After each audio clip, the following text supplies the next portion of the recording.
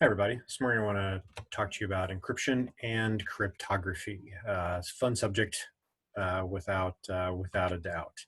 So I'm going to break this up into two parts. In the first one, we're going to talk about just encryption technologies in general and give you a couple of examples.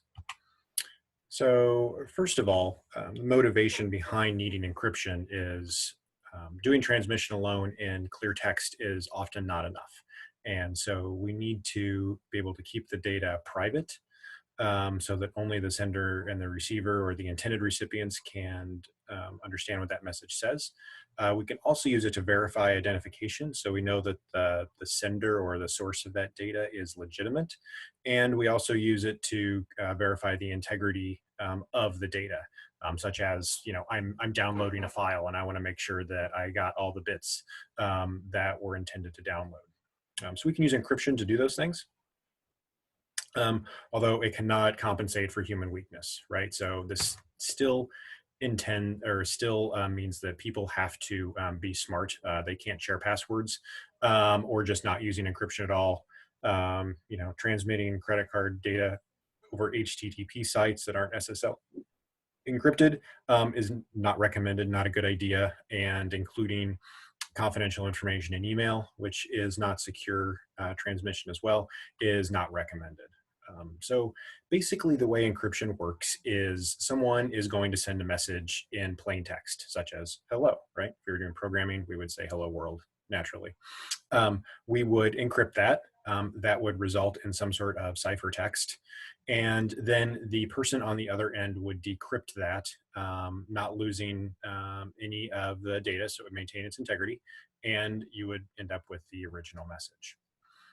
If we want to look at some nice Greek word stemming and roots, crypto can be translated to mean hidden, and graphy, which we know to mean writing, so hidden writing.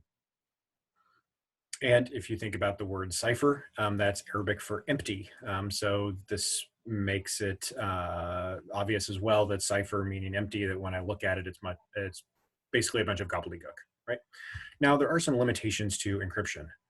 It does enable secret communications by bad actors, right? So encryption can be used for good. It can also be used for bad. It does reduce the effectiveness of firewalls because if that data is being transmitted encrypted through firewalls, then we can't necessarily see the message itself, maybe only identify the type of message. And it also does make things like forensics difficult.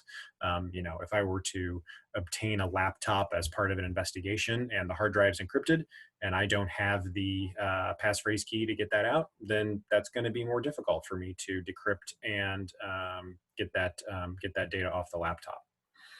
So we take a look at some properties of encryption. Some desired properties is it should be easy to use for the owners of it, right? So if it's too difficult for the owner of the data to encrypt it, then they're probably not going to do it, right? No different than if I make my passwords too complex, people are going to write them down. We also want it to be difficult to break for intruders, right? So you want to make it difficult enough to dissuade someone for attempting. Encryption are similar to locks. They don't need to be perfect or unbreakable. You're looking for deterrence, right? So it's like lights and sirens and noise on a home security system, right? It's another way to deter people by being inconvenient enough. From the IS side, the ease is measured in terms of how much computational power, how much memory, how long is it going to take to break that algorithm programmatically. So to give you an example, Julius Caesar used ciphers years ago in 100 BC to 44 BC during his rule, and used monoalphabetic substitution such that the letter A would equal the letter D, letter Q would equal the letter T, so on and so forth, to encrypt messages to send to others. We'll take a look at that here in just a second with an example of how that works as a use case. So some other encryption requirements is you want it to be resistant, right? So there's an art to breaking a ciphertext. Can be clever, could be mathematical, might not be mathematical. You could do things like Caesar, monoalphabetic substitution. You can also try to guess probable words, right? Um, so here's an example of a Caesar cipher, right? If I look at this, I'm like, it looks like gobbledygook, right? But understanding what the characters are being substituted would then allow me to decrypt that. So if you think of a decoder ring, right, this would be essentially the same thing as a Caesar cipher. Luckily, we have a site that will do that for us. So I'm going to pull this site over here onto the screen for you to take a look at. So the link goes to this page right here. I have pasted the ciphertext here in the bottom, and we're going to decipher the plain text. If I do that with an offset of 15, right, such that A equals P or vice versa, that's the offset. If the offset is 1, for instance, then A equals B, right? So I'm just going to set the offset randomly at 12, decipher that. It still looks like garbage, right? So let's block that out, and we can see that if we try another one and decipher, oops, and let me put that back in there. I accidentally replaced that. Wrong button. Let's grab that again and put it in there, shall we?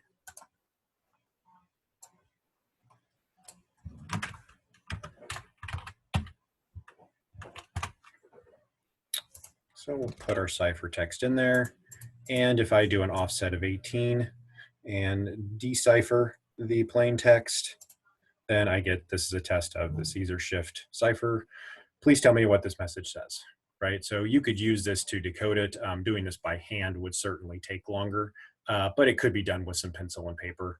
This certainly does it a little bit quicker for you. We can see how that's worked. So encryption keys in the physical world, there are very few lock types, right? We've got actual keys, we've got numeric passwords, biometric password, password keys, if you want to think about it that way. In the IS world, information security world or InfoSec world, we have very few encryption types. The way we can limit the number of lock types is to keep changing the keys, continue to use an unlimited number of gates, essentially putting more locks on the doors, or using different combinations. So if you want to be more secure, change the keys on a regular basis. It gives people a shorter window in the time to be able to decrypt that. Typically what we use are cryptographic algorithms, right? So a sequence of steps to define that process, and some sort of key that is a sequence of symbols that controls how that gets enciphered and deciphered. Users with the correct key can easily exchange information. Eavesdroppers, they're going to be stuck with gobbledygook, right? So if you think about this in terms of what's going to make something more secure for an encryption cipher, is that the longer the bigger the lock, right, or the longer the number of digits, the longer it's going to take, right? If I said a password was one number between 0 and 9, it wouldn't take you that long to figure it out. But if I told you it was 74 numbers long, that would take a whole lot longer to figure out. It'd also take a lot longer to remember or to type in, right? So we make it safer by adding more digits, special characters, upper, lowercase, etc. That's how we've increased password complexity, right? Typical locks have 3 to 4 digits. That'll take 1 second per combination. 3 digits is going to take about 8 minutes. That's still not that long. 4 digits, you can see that increments exponentially.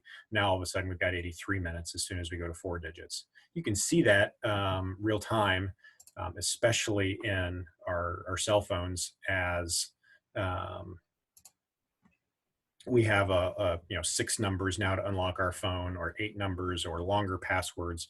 That continues to take longer and longer.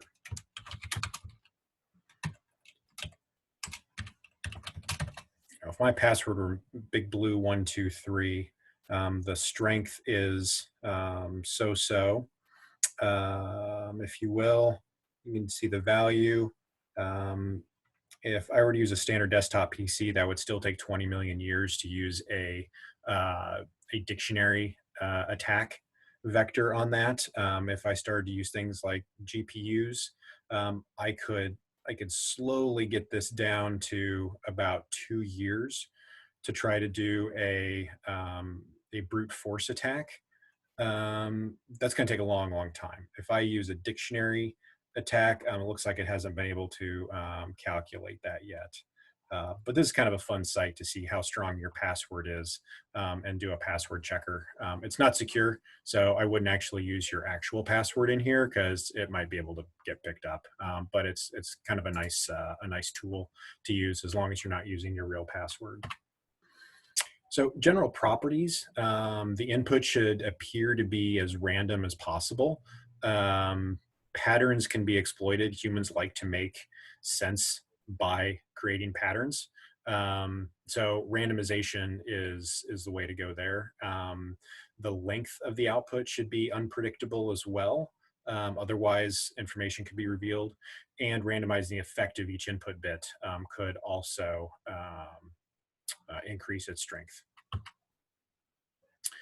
So some general encryption operations, what we like to do is either diffuse or confuse. So if it's confusing or to be able to obfuscate, then we could make it hidden, right? So one way is we can make the relationship between the plain text and the ciphertext incredibly complex. And we could also spread the impact of that change across all the bits. Okay. So two ways in which we do this are through substitution, like the Caesar cipher that we looked at earlier. The other way is through permutation, right? So specifying the output position of each input bit, and then diffuse the confusion generated by the substitution. So in other words, we substitute, but then we create a permutation of that as well. So you end up doing two different actions on that in order to make it even more complex. And in the next video, we'll dig into that with specific types of algorithms, both symmetric and asymmetric.